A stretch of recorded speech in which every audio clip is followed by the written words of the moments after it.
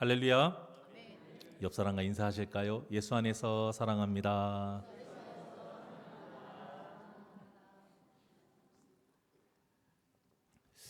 어, 전에 이제 부교육자 사역할 때 제가 여러분들에게 한 번씩 그런 이렇게 말씀을 드렸던 우리 그 예쁜 언니들 있죠?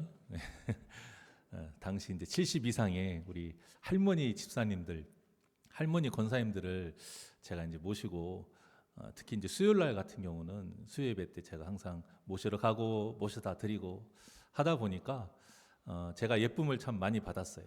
네, 이제 한 이런 이야기를 하시더라고요. 어버이 주일만 되면 마음이 좀 불편해요. 이제 그래요. 왜요? 네. 부모가 없으니까 이제 그러시더라고요. 제가 그래서 이런 말씀을 드렸어요.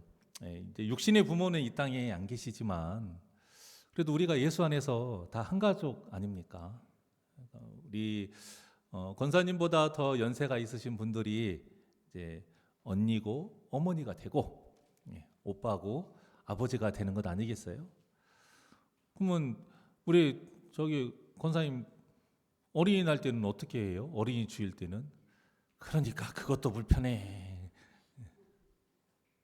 아우 자녀들 얼마나 많아요. 교회 가면은 다 우리 권사님 자녀들로 보시고 그렇게 보시면 어린이 주일도 은혜요, 어버이 주일도 은혜 아니에요? 또 들어보니 또 그것이 그런 것 같고 그런 것이 아니고 그래요, 권사님. 우리 하나님께서 주시는 모든 날이 우리를 위한 날이요. 또 주 안에서 우리가 한 가족이기에 또 우리 교회도 또 예쁜 언니들이 참 많아요. 그래도 또 이 어버이 주일이 우리에게 또 은혜요. 어린이 주일도 은혜요. 우리가 그렇게 또 바라보고 비록 이 땅에 육신의 부모님이 안 계셔도 내 옆에 계신 우리 언니, 오빠, 또 누나, 또 형님, 그들을 또 우리의 또 부모로서 또 형제로서 가족으로서 생각하면서 오늘 말씀을 같이 은혜 나눴으면 좋겠습니다. 10년 전에 많은 사람들이 감동받은 한 광고가 있었어요. 그리고 이제 그 광고는 유튜브에서 지금까지도 사람들이 많이 보고 있는데요. 이제 그 광고의 내용은 이래요.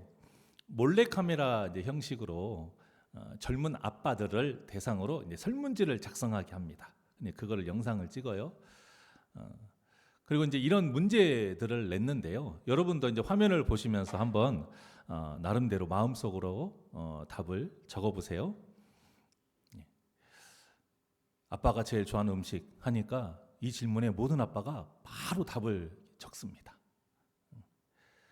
그리고 또 이 질문에 또 아빠가 또 얼굴에 미소가 자연스럽게 띄어져요. 그리고 이 질문에 또 아빠가 핸드폰을 쳐다보면서 사진을 일일이 다 셉니다. 이 질문에도 미소를 띄우면서 또 바로 적어요. 그런데 다음 질문을 보자 모든 아빠의 얼굴이 굳어버립니다.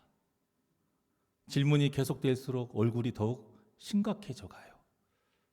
도대체 무슨 질문이라서 그런 것일까?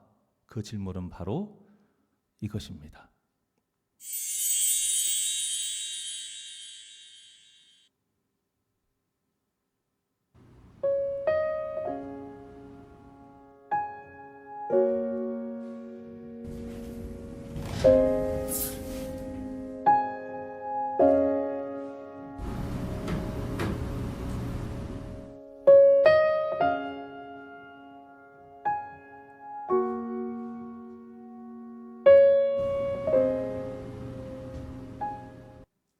우리 성도님들은 이 질문을 보면서 어떤 생각이 드셨습니까? 아이에 대한 답보다 더 빨리 적고 더 정확하게 더 많이 대답한 자녀는 아마 거의 없지 않을까 싶어요. 물론 저도 포함입니다. 저도 한번 처음 이 영상을 봤을 때 굳이 생각하지 않아도 아이에 대한 질문에는 그냥 답이 바로바로 나와요. 생각이 바로바로 들어요. 자, 그런데 글자 하나만 딱 아이에서 아버지로 바뀌었을 뿐인데 몸짓, 가더라고요. 더 오래 생각하게 되고 심지어는 답을 쓰지 못하는 질문도 있었어요. 정말 내리사랑이라는 말이 맞는 것 같습니다. 아무리 자녀들이 부모님께 잘한다 해도 부모님의 사랑을 뛰어넘을 수는 없어요. 그래서 하나님도 십계명을 통해서 분명하게 말씀을 하셨죠. 자, 출애굽기 20장 12절의 말씀입니다. 시작. 내 부모를 공경하라. 그리하면 내게 준 땅에서 내 생명이 길리라. 아멘. 오늘 본문과 거의 비슷한 말씀이죠. 사실 본문은 사도 바울이 이 여러분들이 방금 봉독하신 십계명의 말씀을 근거로 권면한 말씀이에요. 바로 그런데 이제 이 십계명의 여기에다가 사도 바울이 추가한 굉장히 중요한 단어가 있습니다. 그 중요한 단어가 무엇이냐면 바로 주 안에서라는 단어예요. 오늘 본문에 보면 주 안에서. 이 주 안에서라는 단어는 많은 의미를 가지고 있습니다. 주님의 뜻대로, 주님이 행하신 대로, 주님을 주인으로 삼은 자답게 굉장히 많은 의미들이 있어요. 이 말은 그저 부모와 자녀의 관계니까 당연히 해야 된다. 이러한 상식으로는 부모를 공경할 수도 없고 부모를 또 존중하고 순종할 수도 없고 또 반대로 부모가 자녀를 사랑하는 일이 또 무조건 이루어질 수 없다. 이런 뜻이에요. 그렇잖아요. 세상의 부모와 자녀의 관계를 봤을 때에 남보다도 못한 관계가 얼마나 많이 있습니까? 함께 모여도 서로 눈도 쳐다보지 않고요. 말 한마디 하지 않는 가정도 있더라고요. 그래서 명절 때가 너무 괴롭대요. 그러니까 아까 제가 말씀드린 그냥 관계니까 상식적으로 그렇게 형식적으로 명절을 지내는 게 더 힘든 그런 가정도 꽤 많아요. 또 어떤 가정은 법정으로 소송이 걸린 가정도 있고요. 심지어는 안타깝지만 그런 일이 벌어지면 안 되지만 죽이는 일도 벌어지고 있습니다. 물론 각자 이유는 다 있어요. 핑계 없는 무덤 없다고. 서로 미워하는 이유가 다 있고요. 서로 멀어지는 이유가 다 있습니다. 또 막상 들어보면요. 충분히 그럴 수 있겠다 싶은 일들도 참 많아요. 나라면 이분처럼까지는 못할 수도 있겠다. 그런 참 안타까운 사연들도 굉장히 많아요. 그럼에도 불구하고 하나님의 뜻은 아무리 그런 이유가 있다 해도 부모를 공경해야 된다. 부모에게 순종해야 된다 말씀하고 있어요. 그리고 사도 바울은 어떤 상황에서도 부모를 공경하고 또 순종하려면 반드시 주 안에서 이루어져야 된다라고 말하고 있습니다. 이 말은 사람이 마음에 상처를 받거나 그래서 미움이 생기게 되면 아무리 피를 나눈 혈육의 관계라 해도요. 내 힘으로는 그 화목을 이룰 수 없다라는 거예요. 그 문제를 해결할 수 없다라는 거예요. 그 상처된 마음을 어떻게 내가 어찌 할 수 없다라는 거예요. 어떤 드라마를 보니까요. 딸이 청소년기 때 딸이 부모에게 상처를 받았어요. 너무 서운해가지고 울며 뛰쳐나가 버립니다. 그래서 아빠가 딸을 찾아가서요. 사과하면서 이런 말을 했어요. 아빠 엄마가 미안하다. 잘 몰라서 그래. 이 아빠도 태어날 때부터 아빠가 아니잖아. 아빠도 아빠가 처음이니까 우리 딸이 좀 봐줘. 이런 대사를 했어요. 제가 맛깔스럽게 표현을 못해서 연기자가 아니다 보니까 들리는 말로는 뭐 기사 이런 걸 보게 되면 이 땅에 많은 아버지들을 울렸던 대사라고 해요. 이 말처럼 부모라고 해서요. 또 부모가 됐다고 해서 당연하게 완벽할 수는 없는 거잖아요. 우리도 다 똑같은 연약한 존재인데. 그러다 보니까요. 가족이면서도 서로 사랑하는 일 못지않게 상처 주고 상처받는 일도 참 많이 있습니다. 그런데 이 상처를 해결하지 못해서 부모를 공경하지 못하고 순종하지 않는 안타까운 일들이 일어난다는 거예요. 그런데 이보다 더 큰 문제는 이러면 안 된다라는 것을 알면서도 이 문제를 혼자의 힘으로는 도저히 해결할 수 없다라는 겁니다. 그래서 사도 바울이 이 문제를 해결할 수 있는 방법을 지금 본문을 통해 가르쳐 준 거예요. 그게 뭐예요? 주 안에서. 주 안에서예요. 이 말을 다른 말로 같은 뜻으로 바꾼다라면 믿음으로 이 말로 바꿀 수 있어요. 그러니까 부모를 공경하고 사랑하고 순종하는 일도 무엇으로 해야 된다? 믿음으로 해야 된다. 또 같은 뜻으로 그러한 틀어진 그 관계, 상처받은 마음, 그래서 생긴 문제, 이러한 모든 것을 무엇으로 해결할 수 있다? 믿음으로 해결할 수 있다는 거예요. 바로 하나님이 가르쳐 주신 방법대로 하면 될 수 있다라는 뜻입니다. 여러분, 우리가 주 안에서라는 말을 사용할 수 있는 이유가 뭐예요? 예수님이 믿어지기 때문인 거예요. 예수님이 우리 주인 되시기 때문에 주 안에서라는 말을 사용할 수 있는 거거든요. 이렇게 우리가 예수님이 믿어짐으로 인해서 하나님의 자녀가 되었어요. 그리고 하나님은 우리의 아버지로서 너무나도 놀라운 사랑을 베풀어 주셨고 지금도 베풀어 주시고 앞으로도 베풀어 주십니다. 믿으십니까? 그런데요, 그 사랑 중에 가장 큰 사랑이 뭐냐? 우리의 죄를 기억하지 않으신다라는 거예요. 이것이 바로 하나님께서 만드신 부모와 자녀의 차이예요. 하나님께서 우리의 죄를 기억하시지 않는 이 하나님의 마음은요, 부모의 마음도 그대로 가져갑니다. 그대로 품게 하나님이 만드셔요. 자녀는요, 부모가 준 작은 상처도 오래 갑니다. 그래서 자녀가 부모에게 서운하다고 막 이것저것 말을 해요. 나는 그게 커서. 근데 부모 입장에서는 내가 그랬어? 이런 분도 계시고, 또 어떤 분은 네가 그렇게까지 그것을 심하게 상처받을 줄 몰랐어. 또 이렇게 말하는 부모님도 계세요. 또 그러면 또 거기에 자녀들은 또 상처를 받습니다. 자, 그런데 우리가 바꿔서 생각해 봐야 될 것이요. 자녀는 부모가 준 작은 상처도 오래 기억하지만요. 부모는요, 자녀가 준 큰 상처도 잊어버립니다. 이게 부모와 자녀의 차이예요. 그래서 부모는 자녀를 사랑할 때 계산하지 않아요. 간단한 예지만 내 옷 하나 살 때는 계산 막 하고 심지어는 안 사기도 하고 그냥 명품 이런 건 둘째치고요. 그냥 저렴하고 나한테 맞는 것 아무거나 사지만 자녀의 옷을 살 때는 그럽니까?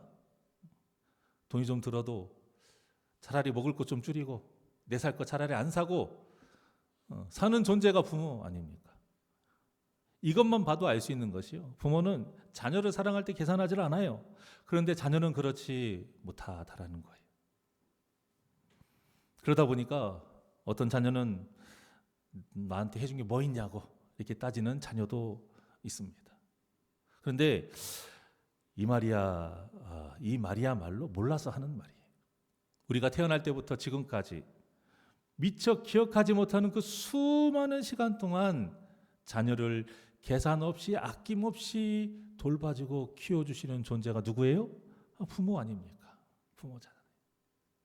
그리고 그런 마음이 없으면 못 키워요.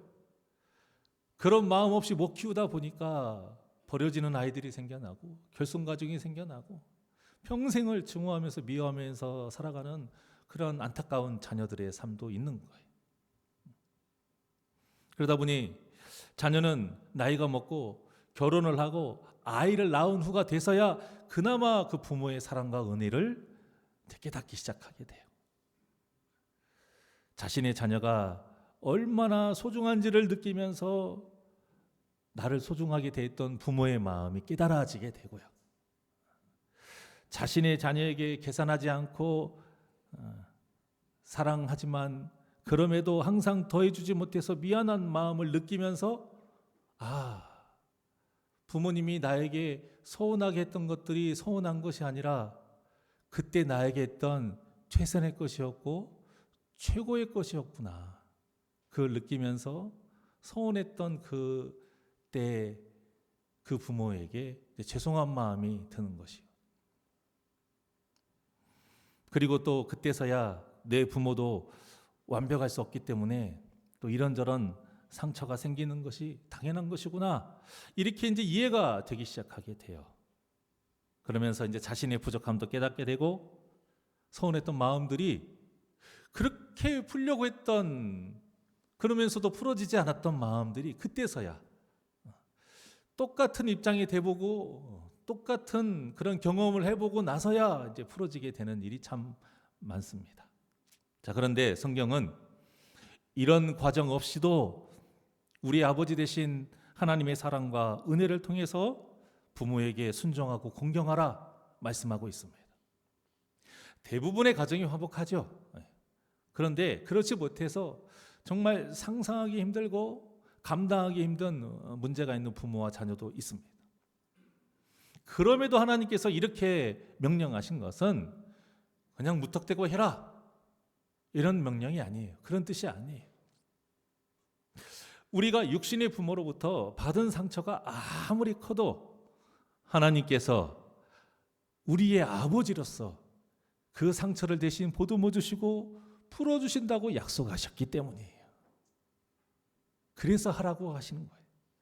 시편 이사야서를 먼저 한번 볼까요? 이사야서 63장 13절입니다. 다 같이 시작. 어머니가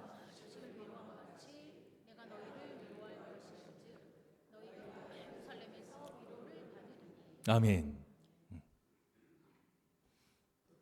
하나님이 어머니가 되주시겠다 이거예요. 하나님이 아버지가 되주시겠다 이거예요. 세상에서 유료받지 못하는 것 내가 유료해 주겠다. 세상에서 보듬어 주지 못하는 것 내가 보듬어 주겠다. 세상에서 이해하지 못한 것, 이해해 주지 않은 것 내가 이해해 주겠다 그거예요. 시편 147편 3절의 말씀입니다. 시작.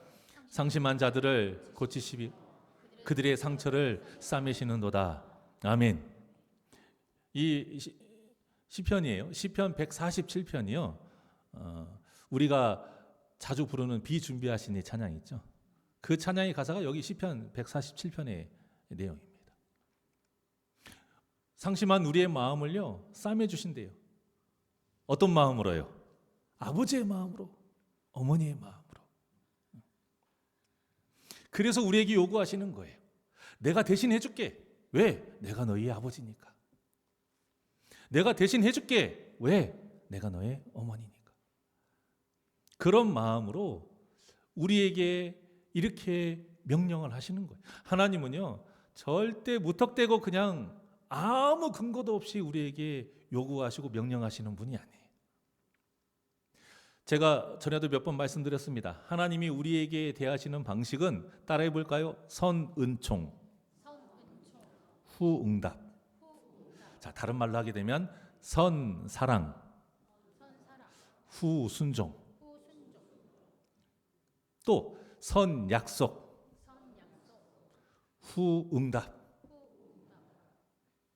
하나님은 우리에게 먼저 은혜를 베풀어 주시고 또 사랑해 주시고 약속을 해주세요. 실컷 다 그렇게 보장을 해 주신 후에 우리에게 무엇을 요구하세요? 순종을 요구하시는 분이 우리 하나님이에요. 하나님이 우리를 대하시는 방식이 절대 뭐 없이 우리에게 그냥 요구하시고 명령하시는 분이 아니에요. 왜냐? 우리가 연약한 존재이기 때문이에요. 사람은요 안다고 해서 그대로 할 수 있는 그런 강한 존재가 아닙니다. 그러지 않습니까? 그러니까 내 자신에게 얼마나 실망한 적이 얼마나 많이 있습니까? 사실 다른 사람한테 실망하는 것보다 자기 자신에게 실망한 적이 더 많을 거요. 그러지 않은 것도 어찌 보면 문제일 수도 있어요. 왜냐? 우리는 다 모두가 다 연약하기 때문에 내 마음이면서 내 마음대로 못했어요. 주님이 도와주셔야지만 할 수 있는 연약한 존재가 바로 우리다 이거예요. 그래서 사도 바울이 주 안에서라는 말로 우리에게 권면하고 있는 겁니다. 주 안에서. 주님 없이면 안 된다라는 거예요. 한계가 있다라는 거예요. 그리스도인은요, 참 포도나무이신 예수님께 붙은 가지. 그렇기 때문에 우리의 힘으로는 안 되지만 예수님의 능력으로 순종하고 공경할 수 있다라는 것입니다. 예수님이 이 땅에 왜 오셨고 어떻게 사셨습니까? 요한복음 6장 38절이 나옵니다. 시작. 내가 하늘에서 내려온 것은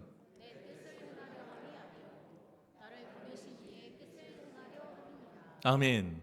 이렇게 하나님 아버지의 뜻대로 끝까지 아들로서 순종하신 분이 바로 우리의 주인 되신 예수 그리스도이세요. 그러니 우리가 예수님을 진정으로 주인으로 믿고 섬기고 있다라면 주인의 뜻을 당연히 따르는 종으로서 우리가 부모님께 순종하고 공경하는 일 못할 수 없다라는 것입니다. 사도 바울이 말하는 게 그거예요. 결국 우리가 부모님께 순종하지 못하고 또 부모님을 공경하지 못하는 것, 사랑하지 못하고 섬기지 못하고 이해하지 못하는 것, 세상 사람들하고는 우리하고는 다르다 이거예요. 무엇이 없어서? 사랑이 부족해서? 아니요. 믿음이 없어서라는 거예요. 믿음이 없어서. 믿음이 있다라면 부족한 사랑도 하나님이 채워주신다라는 거예요. 믿음이 있다라면 이해하지 못한 것도 이해하게끔 마음을 넓게 해주신다라는 거예요. 도무지 용답이 안 된다라면, 방법이 없다라면 지혜를 주셔서 용납하게 하시고 해결하게 해주신다라는 겁니다. 누가요? 우리 아버지 되신 하나님께서요. 누구의 이름으로요? 예수 이름으로요. 누구의 도움을 통해서요? 성령님의 도움을 통해서요. 물론 쉬운 일은 아닙니다. 서로 화목한 관계라면 이런 문제가 쉽게 해결이 되겠지만 서로에게 상처가 깊은 관계라면 참 쉽지 않은 일이에요. 그래서 주 안에서라는 또 하나의 의미가 우리에게 참 중요한데요. 바로 예수 이름으로 하나님께 기도하면 하나님께서 우리의 간구를 들어주시고 응답해 주신다는 뜻이에요. 예수 이름으로 부모를 위해 기도합니다. 예수 이름으로 나의 연약하고 악한 마음을 위해 기도하게 되면 이 기도와 간구가 우리의 먹을 것과 마실 것과 입을 것을 위해서 하는 것이 아니기 때문에 이런 기도야말로 하나님이 기뻐하시고 원하셨던 오직 하나님의 나라와 의를 위한 기도 중에 하나이기 때문에 반드시 들어주시더라는 거예요. 예전에 어떤 목사님이요 이렇게 말씀하신 적이 있어요. 잘 이해하고 들으세요. 아니 하나님께서 써먹으라고 성령님을 보내주셨는데 왜 안 써먹어요? 이렇게 말씀을 하세요. 이제 물론 써먹는다는 표현이 좀 적절치 못하지만 이제 경각심을 주기 위해서 일부러 이제 그런 표현을 그때 당시에 그런 분위기의 설교의 어떤 내용이어서 그렇게 표현을 하시더라고요. 근데 이게 무슨 뜻인 것 같으세요? 기도하지 않느냐 그런 뜻이에요. 왜 기도하지 않습니까? 그런 뜻이에요. 기도하면 하나님께서 도와주시라고 보내신 성령님께서 분명히 도와주실 것인데 왜 기도하지 않고 혼자서 전전긍긍하고 그러면서 안 된다라고 왜 답을 내리고 포기하느냐 그거예요. 방법이 있는데 왜 방법이 없냐고 그러는 거예요. 분명히 힘을 줬는데 왜 힘이 없다고 말하느냐 그거예요.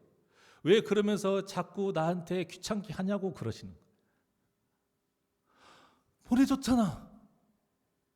써먹으라고 했잖아. 그런데 왜 자꾸 안 된다고 없다고 방법이 없다고 왜 나 귀찮게 하느냐. 그분 표현이 그래요. 그런데 우리가 때로는 좀 그런 표현을 통해서 좀 경각심을 느낄 때도 한두 번씩은 있는 것 같아요. 기도하면 아무리 상처를 받았어도 순종할 수 있게 성령님께서 도와주신다라는 거예요. 기도하면 아무리 바쁘게 정신없이 살아도 공경할 수 있게 성령님께서 도와주신다라는 거예요. 기도하면 하나님의 뜻을 생각나게 해서 하나님이 원하시는 믿음의 자녀의 모습을 갖출 수 있도록 성령님께서 도와주신다라는 겁니다. 그래서 때로는 참 내 성격으로는 나오지 않는 말도 나오게 하시고, 때로는 보이지 않았던 그 부모의 그 아픔과 축 처진 어깨와 슬픔의 눈을 보게 하게 하신다라는 겁니다. 그런데 이 모든 것이 안 되는 게 뭐하지 않아서? 사랑이 부족해서? 내가 버릇이 없어서? 아니요. 무엇이 없어서요? 무엇을 안 해서? 기도하지 않아서라는 겁니다. 맞습니다. 그러라고 하나님께서 성령님을 우리에게 보내주신 거예요. 세상 사람들은 이런저런 핑계 댈 수 있어요. 제가 받은 상처 경험해 보셨어요? 그런 경험 안 했으면 말도 하지 마세요. 이렇게 말할 수 있어요. 세상 사람들은. 내가 얼마나 바쁜지 알아요? 얼마나 팍팍해서 사는지 알아요? 도저히 마음의 여유가 없어요. 그런 제 마음과 상황을 알아요? 이렇게 세상 사람들은 말할 수 있다는 거예요. 그런데 우리 믿는 자들은 그런 핑계를 댈 수 없다라고 지금 성경은 말씀하고 있는 겁니다. 어떤 말 때문에? 주 안에서. 어떤 말 때문에? 아까 말씀하신 것처럼 내가 대신 아버지로서 어머니의 마음으로 내가 대신 위로해 줄게 약속하셨기 때문이라 이겁니다. 그래서 예수 이름으로 기도하도록 하나님께서 하신 것이고, 그래서 성령님을 보혜사로 우리에게 보내주신 것입니다.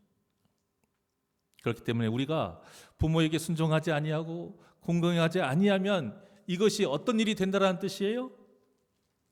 부모에게 뿐만이 아니라 하나님에게도 무엇을 짓는 일이다? 죄를 짓는 일이 된다는 겁니다. 그러니까 이 주 안에서라는 말씀이요, 얼마나 큰 뜻이 있는지를 몰라요. 그러니 우리 사랑하는 새날교회 성도님들, 부모님을 위한 기도를 쉬지 않기를 바랍니다. 그러면 하나님께서 우리 마음에 사랑이 솟아나게 하실 줄 믿습니다. 물론 이 중에는 부모님이 이미 소천하신 분들이 또 많이 계시겠지만, 아까 말씀드린 것처럼요, 육신의 부모가 안 계셔도 우리 예수 안에서 한 가족을 이룬 우리 성도님을 위한 기도도 똑같은 기도라는 거예요. 똑같이 해주신다라는 거예요. 주일날만 한 가족 이렇게 하지 마시고, 항상 육신의 가족뿐만이 아니라 우리 성도님들도 주 안에서 무엇이다? 한 가족이다 이거예요. 그러면 내 부모 있죠, 내 형제 있고 내 자녀 있는 것이죠. 예전에 부교육자 사역할 때에 어떤 집사님이 저에게 이렇게 물은 적이 있어요.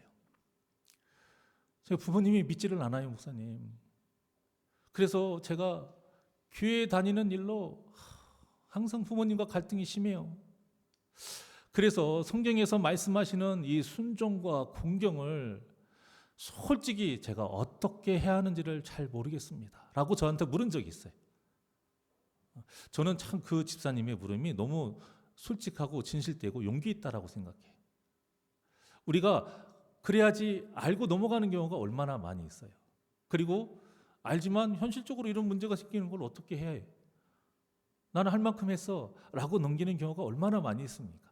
근데 그분은 그게 너무나도 찔려서 고민이 됐던 거예요. 그래서 저한테 물어보시더라고요. 그래서 제가 말씀드렸습니다. 믿지 않는 부모님이기 때문에 하나님 뜻에 어긋나는 일을 요구한다면 단호하게 따르면 안 됩니다. 하지만 그 모든 것을 지혜롭게 해야 되고요, 그 모든 것을 내 힘이 아닌 성령님의 도우심으로 해야 되기 때문에 기도해야 됩니다. 그러면서 제가 권면한 말씀이 베드로전서 3장 15절의 말씀이에요. 자, 베드로전서 3장 15절 다 같이 시작. 너희 마음에 그리스도를 주로 삼아 거룩하게 하고 너희 속에 있는 소망에 관한 이유를 묻는 자에게는 대답할 것을 항상 준비하 온유와 두려움으로 하고. 아멘. 이 땅에는요, 우리 부모님을 포함해서, 가족을 포함해서, 내 형제, 자녀 모두를 포함해서 세상에는 우리에게 소망에 관한 이유를 묻는 사람들이 많아요. 그 이유가 선의에서든 악의에서든 아니면 그냥 궁금해서든 별 이유 없든 어쨌든 간에 우리에게 소망에 관한 이유, 그러니까 너 왜 예수 믿느냐 그거예요. 진짜 천국 간다 생각하느냐 그거예요. 왜 이렇게까지 신앙생활 하느냐, 이러한 이유들을 묻는 사람들이 많다라는 겁니다. 그러니까 많기 때문에 우리는 뭐 할 수 있어야 된다라는 거예요. 대답할 수 있어야 된다라는 거예요, 여러분. 논쟁에서는 안 돼요. 성경에서는 그들과 말다툼, 말싸움 하지 말라고 분명히 말씀하고 있잖아요. 하나, 우리가 신앙적인 정확한 대답은 할 수 있어야 된다라는 거예요. 그래서 그것을 어떻게 준비하라고요? 항상 준비하래요. 언제 준비하라고요? 항상 준비해야 돼. 그러니까 여러분들 준비가 돼 있어야 돼요.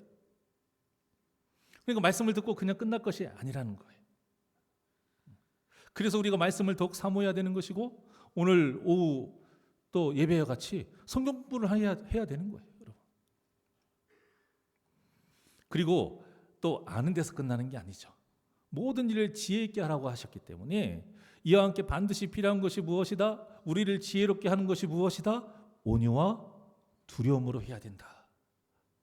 자, 다른 성경을 보니까요, 온유와 두려움으로 하라, 이 말을 뭐라고 번역했냐면 부드러운 태도로 조심스럽게 하라, 이렇게 번역했어요. 따라해 볼까요? 부드러운 태도로 조심스럽게 하라. 이 말씀에 찔리는 분들 손 들지 마세요. 다 찔리는 거예요 지금. 네, 손 든 분 한 명도 없으니까 다 찔리는. 네. 저도 손 안 들었습니다. 저도 포함돼. 부드러운 태도로 조심스럽게 하라. 제가 좀 부끄러워서 오늘 대놓고 말씀을 못 드리겠지만, 저도 오늘 아침부터 이게 안 되는 일이 있어가지고 안 돼요. 또 찾고 지금 기도하고 있습니다. 근데 이 말씀이 하면 당연히 이렇게 해야 돼요. 어떻게 해요? 부드러운 태도로 조심스럽게 하라. 그러니까 우리가 이거를 조금 더 좀 실제적으로 말씀을 드리면, 좀 쉽게 말하면 이렇게 얘기할 수 있어요. 아무리 하나님의 말씀이라 해도요, 부드럽지 않게 조심스럽지 않게 말하면 이것도 죄라 이거예요. 누가 좋아하는 일이다? 사탄이 좋아하는 일이다. 왜? 우리는 모든 것을 다 영적으로 생각해야 되잖아요. 영적으로 생각한다는 것은 바로 이거예요. 하나님의 뜻이냐, 사탄이 좋아할 일이냐, 그거예요. 즉, 기도하면서 성령님이 주시는 마음과 지혜로 부모님에 대한 태도를 바르게 해야 된다 이거예요. 온유와 두려움으로 하려면, 부드러운 태도로 조심스럽게 하려면 돼요? 잘 안 되잖아요. 내 입인데 돼요? 안 되잖아요. 내 눈인데 그렇게 쳐다봐져요? 안 되잖아요. 내 마음인데 단마음이 돼요? 안 되잖아요.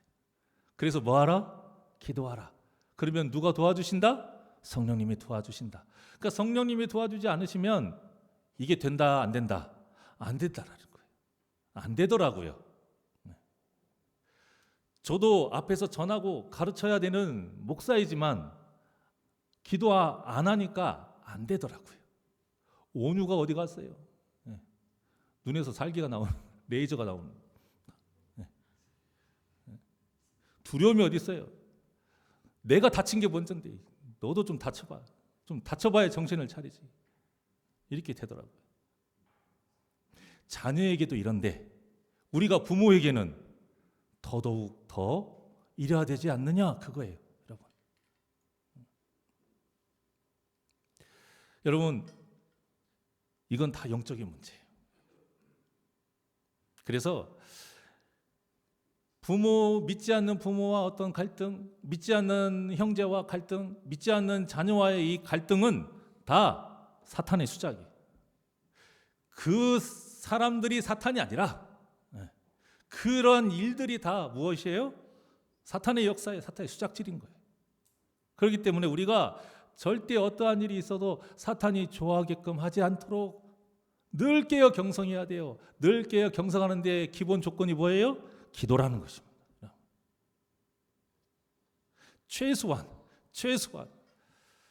저부터도 자녀와의 이러한 어떤 민감한 문제를 놓고 이야기할 때, 부모님과 이러한 민감한 문제를 놓고 이야기할 때, 형제들과 이러한 민감한 문제를 놓고 이야기할 때, 여러분들의 일터 가운데 만나는 사람들과 이러한 민감한 문제를 놓고 이야기할 때에 최소한 속으로라도 여러분들이 그 전에 하나님 도와주십시오. 성령님, 제가 준비는 되어 있는데 온유함과 두려움이 없습니다. 온유함과 두려움을 가지고 갈 수 있게 도와주십시오. 근데 온유함과 두려움 하면 좀 무슨 뜻인지 나도 헷갈릴 때가 있으니까 따라해 봅시다. 부드러운 태도로 조심스럽게 할 수 있게 도와주십시오. 자, 나는 이렇게 한다. 손 내려요. 다 이렇게 해요? 할렐루야. 역시 신앙의 양심이 있으셔서 아멘이 적네요. 여러분, 우리가 앞으로 이런 문제에, 이러한 질문에 담대하게, 저는 그렇게 합니다, 자신 있게 손들 수 있는 그러한 순종의 삶으로 주님 앞에 더욱더 갈수록 떳떳해질 수 있는 그 믿음의 모습을 보이기를 주님 이름으로 축원합니다. 그러니까 우리가 부모님에게 복음을 전한다고 싸우면 안 되는 거예요. 형제도 마찬가지고 자녀도 마찬가지고, 또 부모님과 신앙관이 다르다고 막 다퉈서도 안 된다라는 거예요.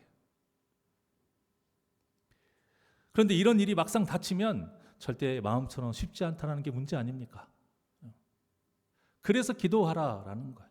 물론 오래 걸립니다. 이게 쉬울 것 같으면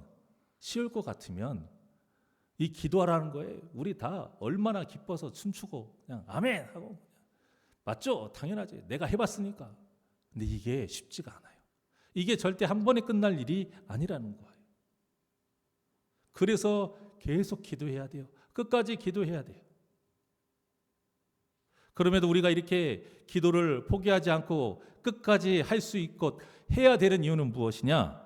이 기도가 바로 하나님이 원하시는 기도요, 사탄의 수작에 놀아나지 않고 승리할 수 있는 방법이기 때문입니다. 그러니 하나님께서 반드시 도와주실 것을 믿고 늘 기도하며 온유와 두려움으로 부드러운 태도로 조심스럽게 부모님을 사랑하는 지혜를 가진 믿음의 자녀들이 되시기를 주님의 이름으로 축원합니다. 마지막으로 이 말씀만 하고 마칠게요. 우리의 본문을 잘 보시게 되면요, 그저 순종하고 공경하라 이런 명령만 하고 끝나는 게 아니에요. 하나님은 그저 너희들이 자녀니까 의무적으로 이렇게 해야 된다 이렇게 말씀하시는 분이 아니에요. 자, 오늘 본문 다시 한번 쭉 합독합니다. 시작. 자녀들아, 주 안에서 내 아버지와 어머니를 공경하라. 이것은 약속이 있는 첫 계명이니 이로써 내가 잘되고 땅에서 장수하리라. 아멘. 명령을 해놓으시고는 어떻게 끝내셨어요? 지금 자녀가 복 받는 걸로 끝냅니다. 진짜 하나님이 아버지가 맞긴 맞아요. 잘 못하니까 이렇게 하라는 거 아니에요? 그렇잖아요. 잘 못하니까 자녀에게 이렇게 하라는 것인데, 그렇게 하라고 해놓고 못한다고 책망하시고, 너 못하면 내가 가만 안 놔둬, 너 계속 이렇게 하면 용돈 끊어. 옛날 우리의 어르신들 같은 경우 너 그렇게 하면 내가 머리카락 다 잘라버려. 진짜 잘라부신 있었다니까요. 다 여기 쥐파먹 오신 분들도 있었다니까요. 그래서 다 성냥팔이 소년처럼 여기 두건 쓰고 오시는 분들 많았다니까요. 세상의 부모들은 그렇게 이야기하는데 우리 아버지 되신 하나님은 뭐예요? 그렇게 저주의 말씀을 하시는 게 아니라, 책망의 말씀으로 끝나는 게 아니라, 그렇게 하면 너 잘 돼, 땅에서 장수해, 복으로 끝내시는 분이 우리의 아버지 되신 하나님이십니다. 아무리 큰 죄를 지어도 진정으로 회개하면 용서하시고 다 잊어주시는 분이 누구예요? 우리 하나님. 100가지 잘못하다가도 한 가지 조그마한 거 잘하면 그것을 너무나도 기뻐하시고 복 주시려고 작정하시는 분이 누구세요? 우리의 아버지 되신 하나님. 믿으십니까? 근데 이러한 하나님의 마음이 누구의 마음과 똑같다? 부모의 마음과 똑같다 이거예요.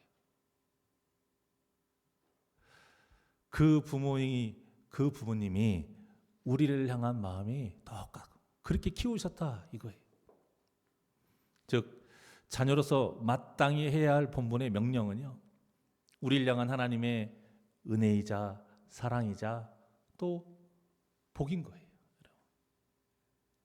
그러니 하나님의 이 깊으신 뜻을 깨달으시고 주 안에서 부모에게 순종하고 공경해요. 그래서 부모님을 기쁘게 하고 또 하나님을 기쁘시게 하는 복된 하나님 나라의 백성이 되시기를 주님의 이름으로 축원합니다. 그래서 부모와의 관계가 그 깨진 관계도 회복이 되고 또 상처받은 심령이 치료가 되고 해결되지 못한 문제가 해결이 되어서 저와 여러분의 가정이 사랑이 넘치는 화목한 가정, 또한 저와 여러분의 우리 새날교회가 사랑이 넘치는 화목한 교회가 되시기를 주님의 이름으로 간절히 축원합니다. 사랑은 언제나 하나님께 찬양드립니다.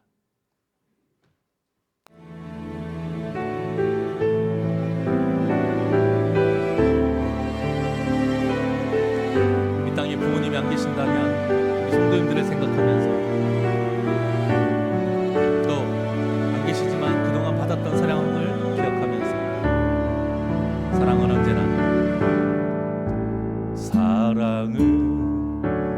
언제나 오래 참고 사랑은 언제나 온유하며 사랑은 시기하지 않으며 사랑도 교만도 아니 두 손을 가슴에 얹고 사랑은 의뢰인 행치양 우리 부모님을 생각하면서 자기의 유익을 하나님처럼 우리의 부모님이 이렇게 사랑해 주셨습니다. 사랑은 성내지 아니하며 우리가 먼저 이렇게 해야 합니다. 진리와 함께 기뻐하네. 사랑은 모든 것 감싸주고 바라고 믿고 참아내며 사랑은 영원토록 변함없네. 믿음과 소망과 사랑은 이 세상 끝까지 영원하며 믿음과 소망과 사랑 중에 그 중에 제일은 사랑이라. 그 중에 제일은 사랑이라.